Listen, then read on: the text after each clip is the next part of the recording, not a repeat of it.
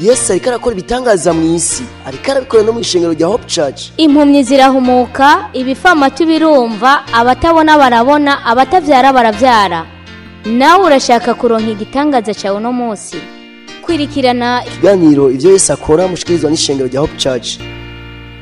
Hope Church ikorera mu Caramagahahe, wurutse bisi ku G11 ucuduga ku G12 hafi y'ikibuga kwibarabara bita iry'amabeni, abandi bakahita kumbaho hafi y'uruzi Gikoma. Kaze muri kiganiro ciza, kiganiro ivyo Yesu akora, ikiganiro mutegurirwa mugashikirizwa n'ishengero rya Hope Church, mukaba muzindukanye na Pastor Jackson Nkeshimana wo mu ishengero rya Hope Church. Ishengero rya Hope Church rikorera mu Caramagahahe kwibarabara rya 12, aho bita kumbaho, abandi bakahita ku mabene, abandi bakahita ku kibuga. Ni barabara rikurikirana ni barabara rya 11 aho amabisi akatira. Ego amabisi akatira ku G11, ishengero rya Hope Church rero tukaba turi kwibarabara rya 12. Uti none muri iki gitondo muduteguriye iki? Muri iki gitondo rero turaza kuganira kuri aya majambo y'Imana, amajambo y'Imana dasanzwe, amajambo y'Imana nizera ko aza kugufasha, n'amajambo y'Imana yanditse mu butumwa bwiza uko bwanditswe na Luka igice cya 18 ku murongo wa ndwi turasoma mu izina rya Yesu. Haravuga ati, mbega none Imana ntizocira urubanza rukiza abo yatoranije bayiborogera ku murango no mu ijoro nahi batevya? Ego iri jambo rero ni jambo ridasanzwe, aho tumaze iminsi turiko turagiga, ni jambo tumaze iminsi turiko turiga kubijanye n'ingene Imana itevya abantu, irabatevya mu kubishura. Iyi ni inkuru y'umudamu yarafise ikibazo kandi yarakeneye ko atunganirizwa, maze yitura umucamanza ngo kandi yari umucamanza gabitanya, aramuyirengagiza rimwe kabiri gatatu, abandanya muyirengagiza. Mugabo kubera ingene uwo mudamu yabandanya asatira, yabandanya agenda gusaba ko yotunganirizwa, bituma umucamanza yumva umenga ntiyoreka gutunganiza uwo mudamu. Aca aravuga ati, naho ntatinya Imana, naho ntatinya amaso y'abantu, naho meze nabi, naho ndi umuntu agabitanya, reka ubuho nikubita gashi ndaba ingene notunganiriza uwo mudamu. Ego ivyo vyatumye rero na Yesu atanga ku karero avuga ati, mbega none ni Imana yo ntigabitanya, Imana yo ntigabitanya, Imana irakunda abayo, mbega yo nizotunganiriza, nizocira urubanza rubakiza abantu bose bayiborogera ku murango no mu ijoro, ngo ariko mugabo nubwo ibatevya. Ico rero kigaragaza ko Imana ibatevya, nico tumaze iminsi rero twiga. Uno musi rero turaza kwiga kandi hajya ku ishengero rya Hope Church, turaza kwiga kubijanye n'ingene Imana itevya abantu, ingene Imana itevya abantu mu masezerano. Imana iratevya abantu koko, irabatevya, mugabo kandi turashaka kwiga, turakubwira ingene wosenga, ingene wobikora bigatuma itagutevya. Kaze uno musi rero igihe cy'isaha 11 kugeza saa 12 hajya ku ishengero rya Hope Church. Misi yose ya kane twama dufise ayo masengesho, kandi no kwa gatatu twama dufise amasengesho meza cyane yo ku karago, guhera isaha 3 kugeza isaha 7. Ndaguhaye kaze rero uno munsi uze kwiga iryo jambo ry'Imana hamwe no kugusengera kubohoka, wumve ico wokora cyotuma amasezerano yawe atabagiteba. Amasezerano ya benshi yaratevye, mbere bamwe baramaze no kwihebura bibaza ko bitagikunze, abandi bakibaza ko bari bavangiwe igihe Imana yababwiye ivyo. Uretse ko abavangirwa babaho, kandi canke rimwe na rimwe kibaza ati ivyo byose n'umuvugisho yari yambeshe, kandi nivyo koko hari abavugisho babesha, ariko kandi n'Imana iravuga, kandi Imana iravuga biciye mu ijambo ryayo, Imana iravuga biciye no mu ngabire zitandukanye. Imana ishobora kuba yaravuganye nawe biciye mu ngabire zitandukanye, canke ikavugana nawe biciye mu ijambo ry'Imana. Ivyo byose Imana irabicamo kugira ngo ikubwire, ariko ukabona amasezerano yawe ariko arateba. Amasezerano amaze umwaka, imyaka 2, 3, 5, mbere nimba n'umukobwa ugasanga umaze gutangura no gusaza, canke n'ivy'akazi ukazusanga nyene imyaka iraheze irabaye 10 utararonka akazi, imyaka irabaye ingayo utararonka ya visa, imyaka zirabaye ngahe ingwara ahubwo mu gishingo cyo guhera igende yiyongera igende yongeramo inguvu ivyo byose rero bigenda biboneka bigaragara bikagaragazwa nuko Imana ibiri kurabatevya ariko kandi uno munsi turaza kwiga bitume bigufasha umenye ingene vyogenda kugira ngo Imana ntibikindi gigutevya ego amasezerano yawe asohore amasezerano yawe agaragare amasezerano yawe abe amasezerano yawe abe kubera iki abandi amasezerano yabo ashika none we ntiwavukiye amezi 9 nk'abandi nubwo ushobora ko waratevye indwi zibiri canke ukaza imbere indwi zibiri mugabo ufise amaraso atukura nk'ayabandi kubera iki nawe utokwishurwa erega nawe wokwishurwa erega nawe wokwishurwa uze rero uno munsi rero Imana ikugirire neza uno munsi uze kuhaba kugira ngo nawe ugirirwe neza nk'abandi nawe witabweho n'Imana nk'abandi uze kwiga nakubwiye ko kwishengo rya Hope Church hatagoye ufashe bus urukira ku 11 bus zo muri ville zirahari muri ville bus za Carama zirahari urukira ku 11 ukaca ugira intambwe nkenya gusa ujya kwibarabara rya 12 ni barabara bita ijyamabeni canke ijyimbaho abandi bakayita ku kibuga ni hafi y'uruzi gikoma canke ikiraho ca gikoma nyene intambwe zikenya ugeze rero kwibarabara rya 12 uca uduga gatonya ucubona urusengero murazi urusengero ntigoberana ucuhabona ni urusengero nyene rurerure ruri muri clôture hariho portail ya bleu inzu iri mu rupango nyene ni inzu ya etage mugabo etage inzu hejuru itarahera neza mugabo isakaye etage isakaye rero aho nyene bariho na portail ya bleu ico nico kica bakumenyesha kandi kuri portail handitse Hope Church ucushika aho nyene niho tuza kuba turi tugusengere tugufashe kugira ngo Imana ikugire neza ntucikwe n'amahirwe yawe Imana ibagomba kukugirira neza iki nigihe cyawe nawe yaragiriye neza benshi nawe urashikiriwe nawe kugira ngo nawe ugirirwe neza uku kwezi kwindwi kukubera ukwezi kumugisha kukubera ukwezi ko kwibukwa n'Imana kukubera ukwezi kwitabwaho n'Imana reka ndakubwira ikindi kintu utaruzi uzi ko buri kwezi Satani atega imitego buri gihe Satani yamateze imitego kandi agatega umunsi mubi hari umunsi mubi Satani atega uwo munsi mubi sinzi kuragushikako sinzi ko wibuka umunsi wigeze guhura n'ivyago by'urutavanako ukibaza impamvu byabaye wari wibereye muhira urafashe moto uragiye ahantu ugeze mu nzira ugize accident abandi bose amamoto ariko ararengana mugabo gwawe canke wagiye ko igize accident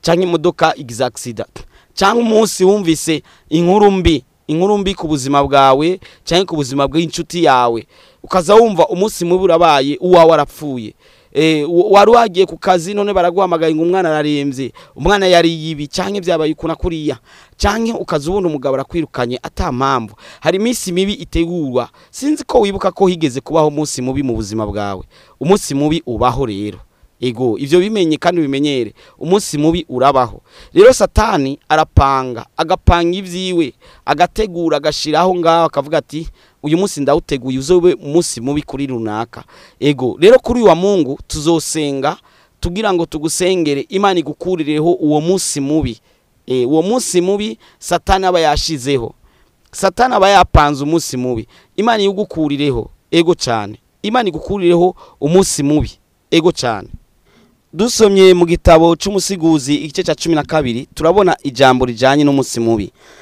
havuga ngo igitabo cy'umusiguzi igice cya 12 ku murongo wa mbere havuga ngo kandi wame wibuka umuremyi wawe mu minsi y'ubusore bwawe iminsi mibi itaraza igihe kitarashika aho uzovuga uti nta kikinezera Imana idufashe ngo hari umunsi mubi ngo iminsi mibi ngo itaraza kumbe iminsi mibi ibaho iminsi mibi ibaho ndiko ndakubwira iminsi mibi ibaho Satani rero muri uku kwezi yarateguye ivyo kubera iminsi mibi ivyo kubera umunsi mubi ivyo kubera ibihe bibi ivyo kubera ikintu kibi mu buzima ariko kuri uyu wa Mungu tuzogusengera Imana ikugirire neza uwo munsi mubi cyangwa iyo minsi mibi Satani ariko arapanga ku buzima bwawe nizobeho erega none heraba ndakubwire sinzi kubizi ko hari kibi kiriko kirategurwa ku buzima bwawe gitegurirwa kuzimu, gitegurwa na Satani.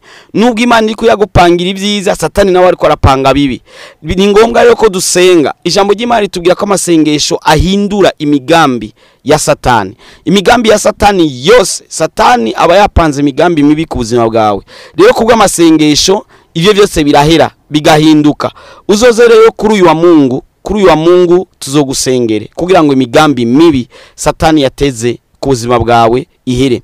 Hari umunsi mubi Abisirayeli bigeze kubaho, wari umunsi Hamani yari yateguye umunsi mubi ku Bayuda. Yari yateguye ngo itariki 13 z'ukwa 12 ngo Abayuda bose baze babice. Igihugu cyose mu bihugu byose mbere bari bakwiragiye mu bihugu 127 byatwagwa n'umwami Hasuwerusi. Maze haraba amasengesho, baratahura baramenya, haraba amasengesho y'iminsi 3 ya Esiteri na Moridekayi n'Abayuda bose, maze wa munsi mubi urahava. Imana ishimwe cyane. Nawe tugira tugusengere kugira ngo umunsi mubi, uwo munsi mubi, iyo minsi mibi Satani yapanze ihere. Reka Satani n'abantu biwe ari bo barozi, abanyamareba n'ibindi barapanga bakavuga bati uyu munsi ni kwa mama Kabibi, ejo ni kwa papa Kabwana, hirya ejo ni kwa naka bakaba barabipanze.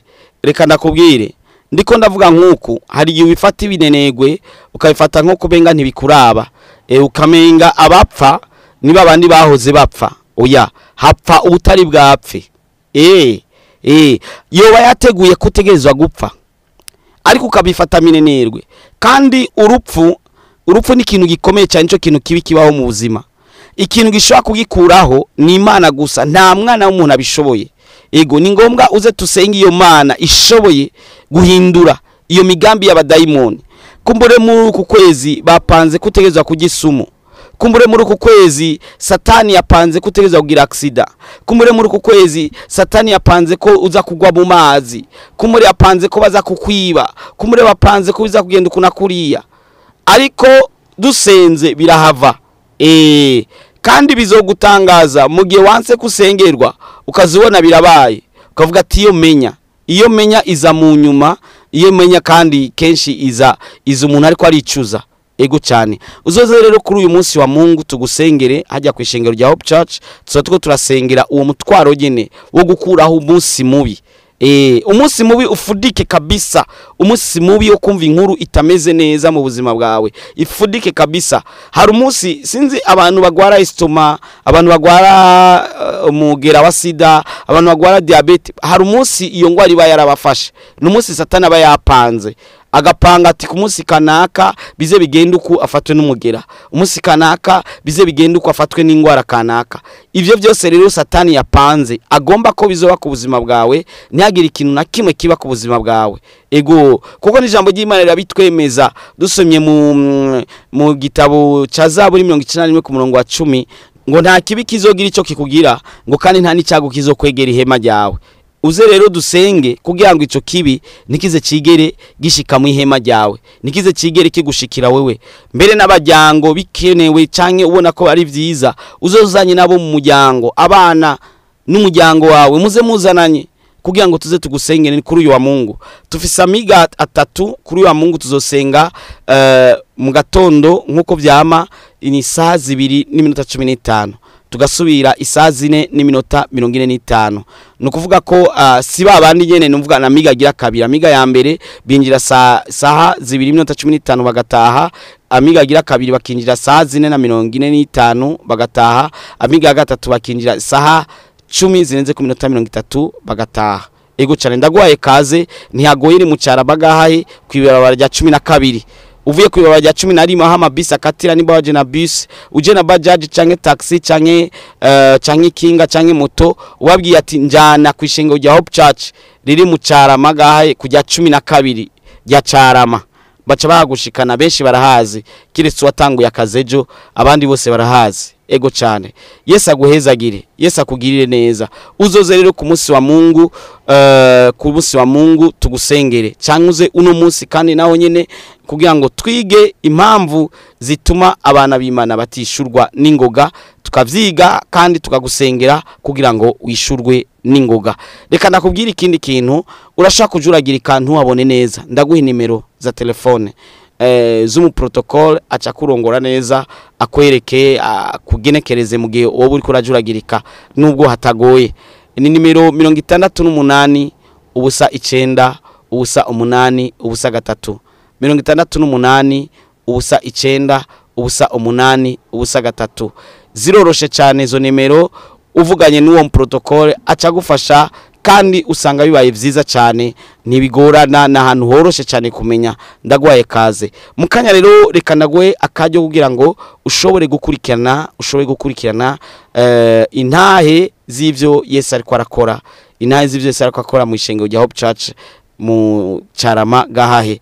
Ivyo Yesu ariko arakora ni byinshi cyane, ariko twashimye kubaha zimwe mu ntahe, si ntahe zose oya, sintahe zose, ni zimwe mu ntahe z'ivyo Yesu ariko arakora mu ishengero rya Hope Church. Ndagoye kaze rero, nawe Yesu akugirire neza, nawe Yesu akwiteho. Uyu munsi wa kane uze kubera umunsi mwiza, umunsi w'umugisha, umunsi wo kubona Imana, umunsi wo kwitabwaho n'Imana, umunsi wo kwitwararikwa n'Imana, umunsi ivyiza byose biza gutaha iwawe. Reka tubaye umwanya rero mumvirize izo ntahe. Pastor Jackson Nkeshimana cangaruka inyuma y'intahe z'ivyo Yesu ariko akora mu ishengero rya Hope Church.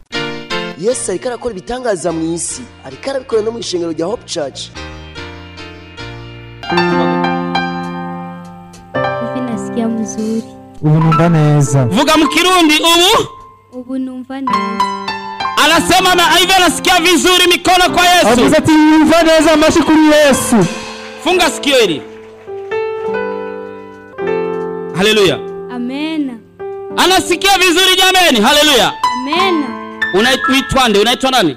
Naitwa Irakoze Maombi. Yesu ariko arakora ibitangaza mu isi, ariko arabikora no mu ishengero rya Hope Church. Neza cyane. Ubumva gute? Neza cyane. Ubumva gute? Neza cyane. Ugaruka ugutwi. Funga sikio hilo. Aha. Uitwa nde? Ndikumana Medecus. Mikono kwa Yesu. Amashi kuri Yesu. Yesu ni mzima jameni. Yesu ni mzima nshuti.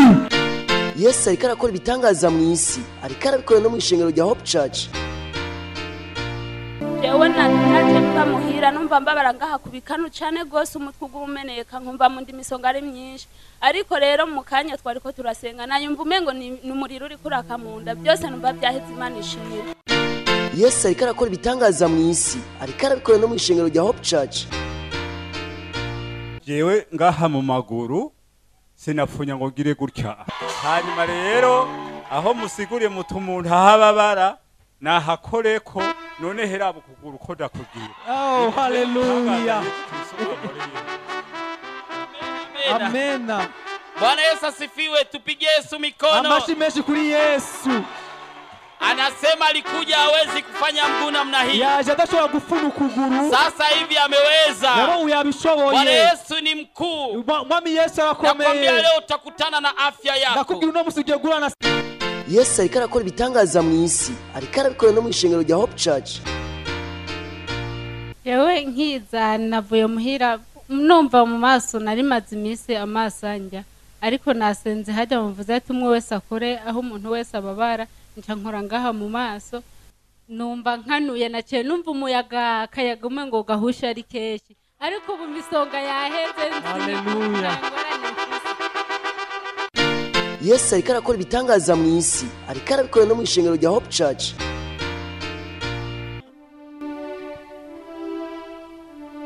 Yesu ashimwe. Ndiri umunezero udasanzwe mu mutima wanje. Yesu abahezagire.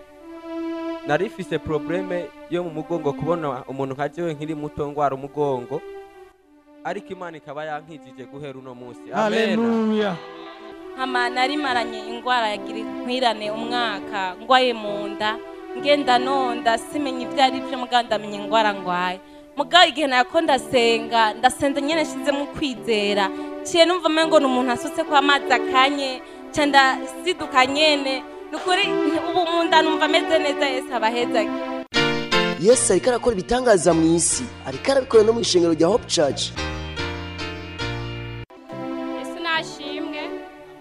mbanje kwagumira mu izina rya Yesu. Amena. Ni rya mbere ninjiye hano hantu kandi ni rya mbere nyene kubera nabajije ko namaze igihe kinini mfise igisata c'ingwara cya estoma n'amaso, ariko ndasenga narivuje mu baganga batandukanye hirya no hino, muganga afata imiti ariko bikanka, ngaguma nizera mvuga ati igihe nazi nshobora kuzokira.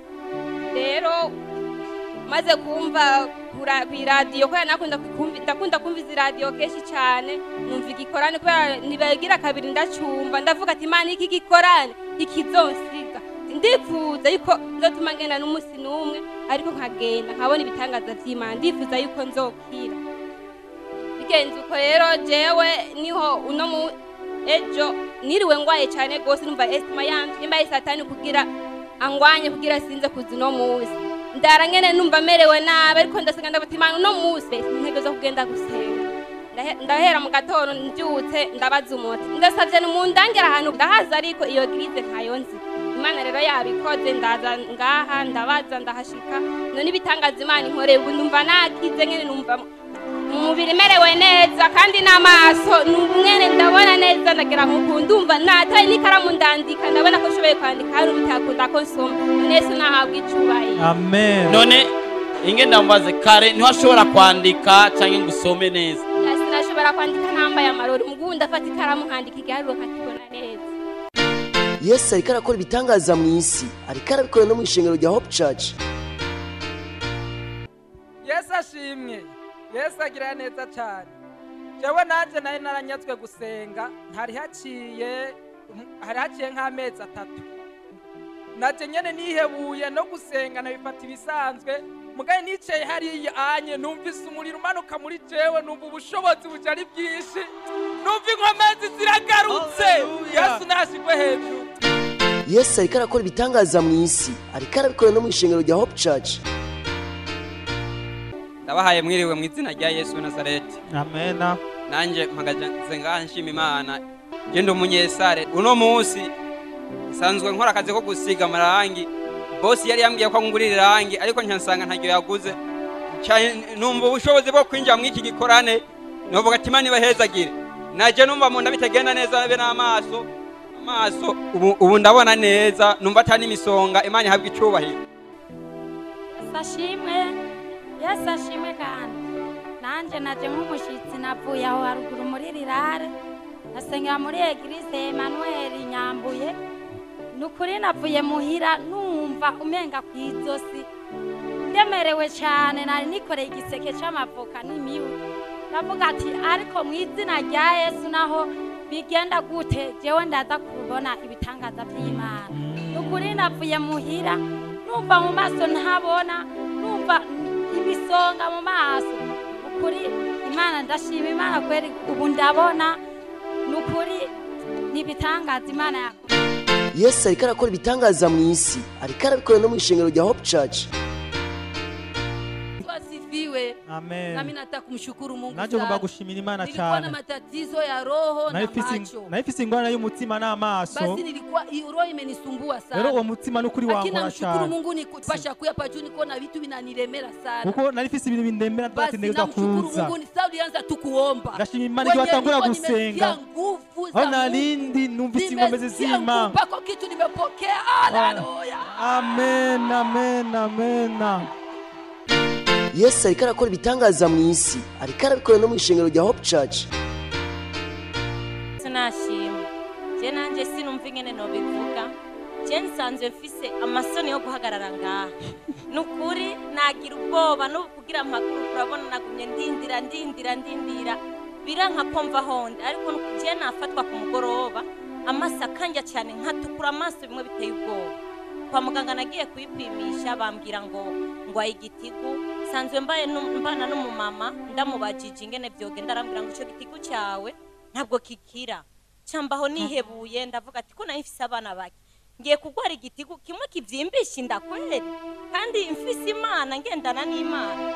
Nukuri nararize ndihebura, ariko nicaye hajya numvise nukuri kiganza c'Imana. Yesu yankijije mu mumpera amashi cyane. Yesu ariko arakora ibitangaza mu isi, ariko arabikora no mu ishengero rya Hope Church.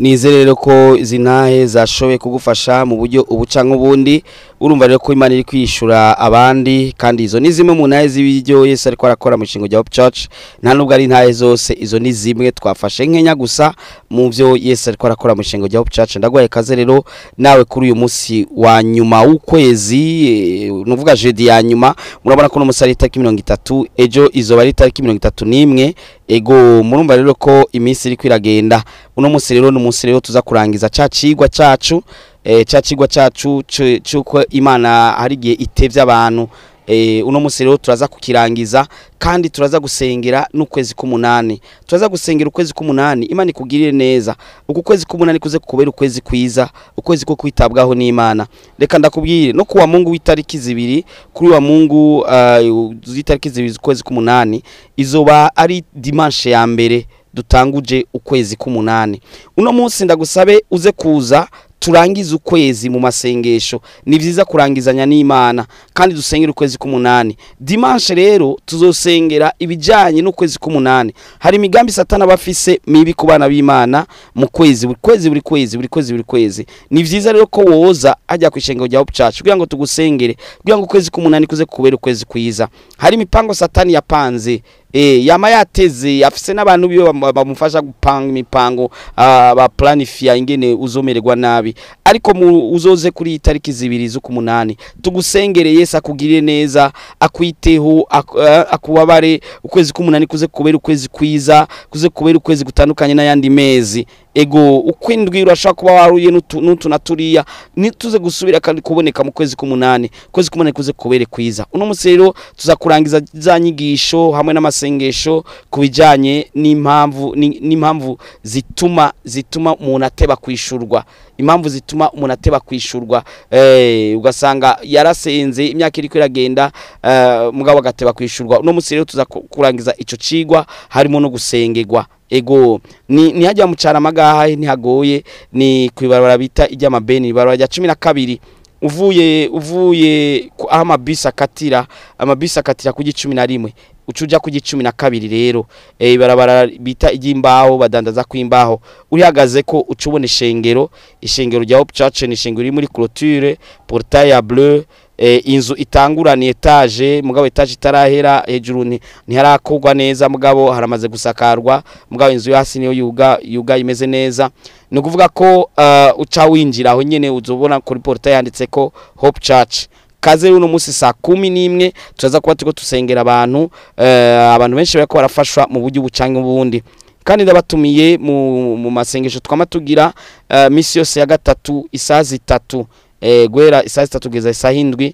tuma dufise amasengesho ku Karago kandi amasengesho meza cyane amasengesho benshi bishurirwa ko murazi ko amasengesho ku Karago abara amasengesho afise amavuta ego benshi barishurwa turagwaye kaze nawe kugira ngo uze kuza kuri uwo mwanya kugira ngo Yesu akugire neza Yesu akwiteho Yesu akubabare Yesu akwitwararike uyu munsi wa kane kubera umunsi mwiza vuzura vuga ati amen umunsi w'umugisha umunsi wo kubona Imana umunsi wo kwishurwa umunsi wo kwitabwaho n'Imana Yesu aguhezagire urashaka kujuragira kare kandi agwe nimero zo mu protocole ntizigoye ni 68 ubusa 9 ubusa 8 ubusa 3 68 09 08 03 68 09 08 03 68 ubusa 9 ubusa 8 ubusa 3 umutelefonye wajuragiritse aca kurangira neza ucu usanga ibintu byose bimeze neza Yesu aguhezagire wari kumwe na Pastor Jackson Nkeshimana wo mishengero rya Hope Church Yesu akugirire neza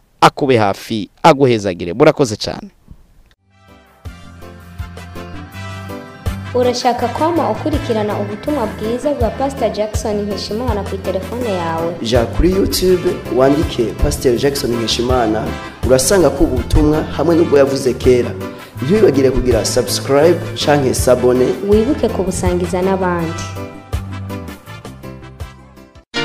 Yesu ariko arakora ibitangaza mu isi ariko arabikora no mu ishengero rya Hope Church impumyi zirahumuka ibifamatu birumva abatabona barabona abatavyara baravyara mweje kumviriza ikiganiro ivyo Yesu akora mushikirizwa n'ishengero rya Hope Church Hope Church ikorera mu Caramagahahe wurutse bisi ku 11 ucuduga ku 12 hafi y'ikibuga kwibarabara bita iry'amabeni abandi bakahita kumbaho hafi y'uruzi Gikoma.